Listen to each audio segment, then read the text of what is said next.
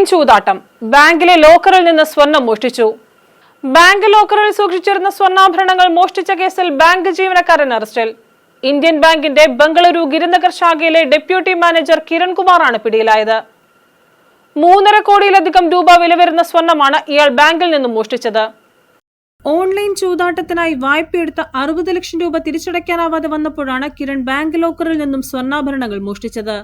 തവണകളായി ബാങ്കിൽ നിന്നും മോഷ്ടിച്ച സ്വർണം ഉപയോഗിച്ച് കിരൺ തന്റെ കടം വീട്ടുകയായിരുന്നുവെന്ന് പോലീസിൽ മൊഴി നൽകിയിട്ടുണ്ട്.